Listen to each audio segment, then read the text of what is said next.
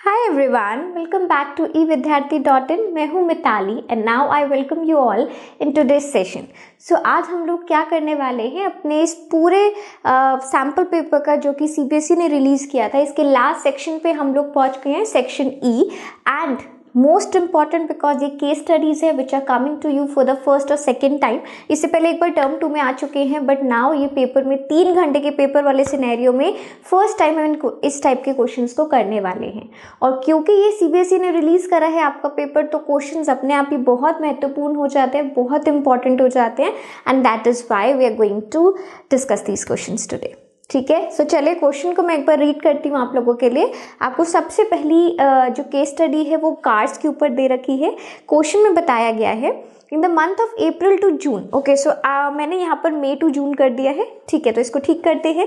अप्रैल to जून का आपको data यहाँ पे गिवन है। The export of passenger car of India from India increase by 26%। So basically हुआ क्या है, इसमें आपको एक इन्फॉर्मेशन दी गई है कि जो कार्स का एक्सपोर्ट है इंडिया से वो 26% इंक्रीज हो गया है। And also a car manufacturing company planned to produce 1800 cars in the 4th year and next 8 साल में 2600 कार्स वो प्रोड्यूस करेंगे। ठीक है, assuming that the production increases uniformly by a fixed number every year। ये assume करके चला जा रहा है कि जितना भी प्रोडक्शन इंक्रीज होगा हर साल वो एक फिक्स्ड नंबर होगा। सपोज अगर इस साल हमने 200 कार बनाई है तो अगले साल हम उसको 100 से इंक्रीज करके कितना कर देंगे, 300। फिर उसके अगले साल फिर हम 100 इंक्रीज करेंगे तो 400। सो जितना हम इंक्रीज कर रहे हैं वो यूनिफॉर्म है, वो चेंज नहीं हो रहा है। ऐसा नहीं है कि अगले साल मैंने 100 बनाई है और उससे अगले साल मैं 150 बना दूंगी, नहीं, it's going to be fixed number. यही क्वेश्चन का हिंट है बेसिकली कि हमें क्वेश्चन में करना क्या है। सो अगर आपने क्वेश्चन समझ लिया, नाउ लेट्स प्रोसीड टुवर्ड्स। चलिए, तो क्वेश्चन समझ लिया हम लोगों ने, अब हम प्रोसीड करते हैं अपने सोल्यूशन की ओर। तो देखो क्वेश्चन में हिंट हमें ये दे रखा है। पहले तो मैं ये चेंज कर दूं आपका, वरना बोलेंगे मैम कार के साथ पंगे नहीं, है ना, बहुत प्रिय होती है कुछ लोगों को गाड़ियां। तो चलो अब आगे बढ़ते हैं। सो यहाँ पर आपको ये दे रखा है, क्वेश्चन का हिंट ये है कि ये क्वेश्चन फिक्स्ड नंबर से इंक्रीमेंट हो रहा है। आपको 4th ईयर का डेटा दे रखा है, आपको 8th ईयर का डेटा दे रखा है। इसका मतलब ये है कि ये एक एपी का क्वेश्चन है। ठीक है, सबसे पहले तो ये बात हमें क्लियर होनी चाहिए, अदरवाइज करेंगे क्या अगर ये नहीं पता तो। अब अगर हमें पता है कि ये क्वेश्चन एपी का है तो क्वेश्चन हो जाता है बहुत ही आसान और चुटकियों में करने वाला। जैसे कि आपको क्या गिवन है, 4th ईयर। 4th ईयर का डेटा का मतलब है, मैं यहाँ पर ही लिख रही हूँ। ठीक है, हमें 4th टर्म गिवन है। 4th टर्म है 1800 एंड हमें 8th टर्म भी गिवन है विच इज 2600। अब ये क्या होती है, 4th टर्म आप कैसे लिख सकते हो, a plus 3d is given to be 1800। ऐसे लिखते हैं हम अपने 4th टर्म को, है ना। एपी तो सब जानते हैं अच्छे से। यहाँ पर ये 8th टर्म है, तो 8th टर्म को हम ऐसे लिख सकते हैं। चलो, अब अगर आपने इसको ऐसे लिख दिया तो इनको सॉल्व कर दो। We are solving both these equations. कैसे सॉल्व करेंगे, सब्ट्रैक्ट कर दे, खत्म, पहले वाले की झंझट ही खत्म। ठीक है, यहाँ पर करेंगे -4d। अब इसको सॉल्व करोगे, 26 में से 6 जाएंगे तो 2000 बनेंगे 8, तो बेसिकली ये 800 आ गए। ठीक है, अब आपके पास d कितना आ गया, 800/4 विच इज 200।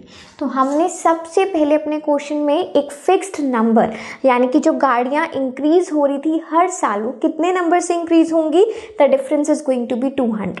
तो मैंने पहला तो भाई अचीवमेंट इसमें ले लिया है कि मेरे पास डी आ गया विच इज 200। अब हमसे पहले पार्ट में क्या पूछा गया है, पहले पार्ट में आप लोगों से पूछा गया है what is the production in the 1st year, है ना। तो 1st ईयर का प्रोडक्शन का मतलब है we all have to calculate a. हमें सबसे पहला टर्म निकालना है।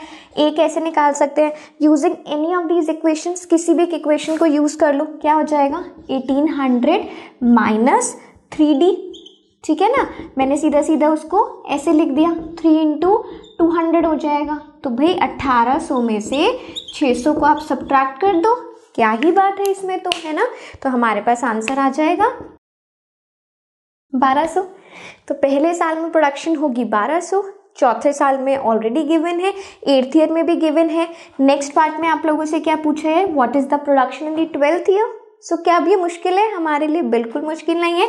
12th ईयर की प्रोडक्शन हम कैसे निकालने वाले हैं, A12। A12 का मतलब है A plus 11D। A plus 11D का मतलब है 1200 प्लस 11 कितना होता है, अच्छा 11D कितना होता है, 11 इंटू 200 तो 2200 आ गया। तो 1200 प्लस 2200 कैलकुलेट करो कितना हो जाएगा, 0 0 2 और 2 4, 2 प्लस 1 3400। तो मेरे पास A12 भी आ चुका है, तो यहाँ लिख दूँ, चलो यहाँ पे आपको क्लियर हो ही रहा है। तो आपका सेकेंड पार्ट हो गया जिसमें कि हमने 12th ईयर का प्रोडक्शन भी निकाल दिए।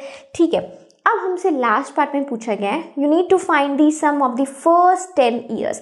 सो आपको निकालना है, सम नहीं लिखा वहाँ पर, टोटल प्रोडक्शन लिखा है ना। So we need to find the total production. Total production का क्या मतलब होता है, सम होता है ना, सिंपल सी भाषा में। तो ठीक है, हम सम निकालते हैं। Let's find some place for ourselves. यहाँ पे कर दूँ, चलो फॉर्मूला पुट करना है ना, एक काम करते हैं, इसको थोड़ा स्पेस क्रिएट करते हैं, फिर सॉल्व करते हैं। चलिए अब हम निकालते हैं अपना थर्ड पार्ट।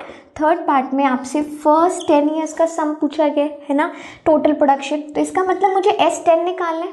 10 मतलब n यहाँ पर क्या हो जाएगा, n आपका 10 हो जाएगा। अब कैसे निकालते हैं, SN is equals to n/2 A plus AN।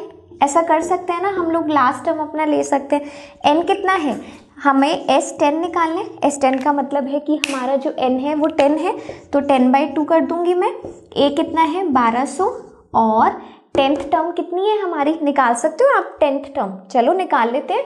Let's find the 10th term है। तो 10th टर्म हो जाएगा A प्लस 9 इंटू D। 9 कितना है, A कितना है हमारे पास 1200, 9 इंटू 200 मतलब 1800। तो हमने इसको ऐड कर दिया, which is going to be 3000। Easy है ना, कैसे भी निकाल लो।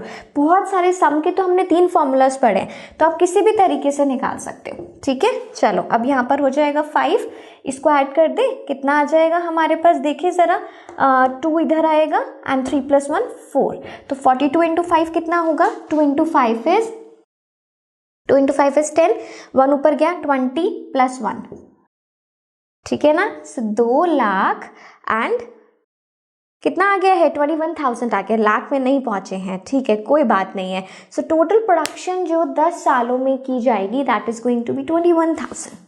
That's it. और यही आपको देखो, आप ये देखो कि केस स्टडी को 4 मार्क्स में दिया हुआ है, और केस स्टडी नाम से हमें इतना कई बार लगता है पता नहीं क्या सिचुएशन दे देंगे, क्या एक केस स्टडी दे दी है। क्वेश्चन भी दे रखा था अच्छे तरीके से, बट क्वेश्चन में कुछ भी नहीं था। So it is that easy. तो इसी तरीके से घबराना नहीं है, सोचना नहीं है, क्वेश्चन रीड करो, समझो कौन सा हिस्सा है, कौन सा चैप्टर है, एंड 4 डालो। ठीक है, चलिए मिलती हूँ आप लोगों से नेक्स्ट केस स्टडी के साथ। तब तक के लिए कीप स्माइलिंग, जैसे कि अभी आप कर रहे हैं। Bye everyone, take care.